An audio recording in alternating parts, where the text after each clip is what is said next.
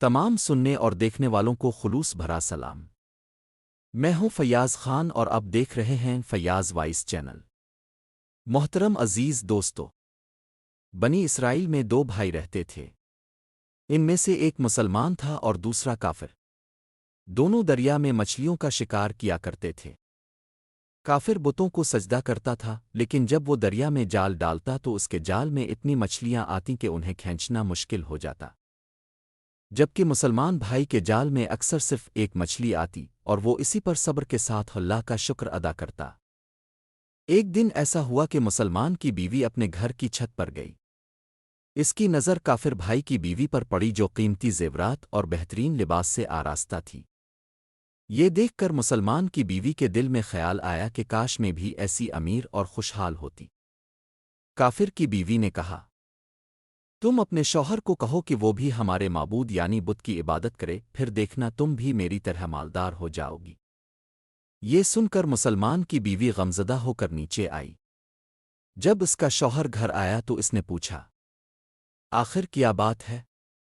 تم اتنی پریشان کیوں ہو؟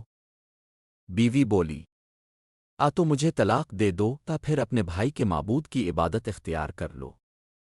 یہ سن کر مومن شوہر نے کہا، خدا کی بندی، کیا تم اللہ سے نہیں ڈرتی؟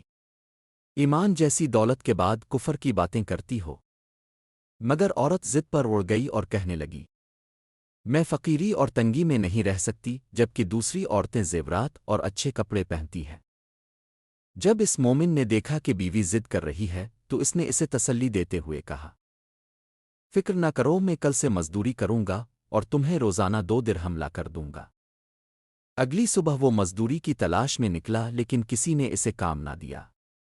آخر کار مایوس ہو کر وہ دریا کے کنارے چلا گیا اور سارا دن اللہ کی عبادت میں گزار دیا۔ شام کو جب گھر آیا تو بیوی نے پوچھا، آج کہاں تھے؟ اس نے جواب دیا، میں بادشاہ کی خدمت میں تھا۔ اس نے مجھے 30 دن کام کرنے کو کہا ہے، پھر وہ مجھے خوب انعام دے گا۔ وہ اسی طرح اللہ کی عبادت میں مصروف رہا۔ تیسری رات بیوی نے کہا، اگر کل تم مزدوری لے کر نہ آئے تو مجھے طلاق دے دینا۔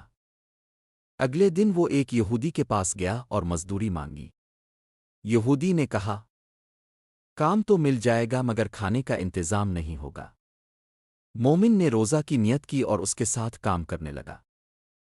اسی دوران ایک شخص اس کی بیوی کے پاس آیا اور اسے 29 اشرفیاں دیتے ہوئے کہا، یہ تمہارے شوہر کی مزدوری ہے۔ وہ 29 دن بادشاہ کے پاس کام کرتا رہا۔ اگر وہ 30ویں دن بھی آتا تو اسے اور زیادہ ملتا، مگر وہ آج نہیں آیا۔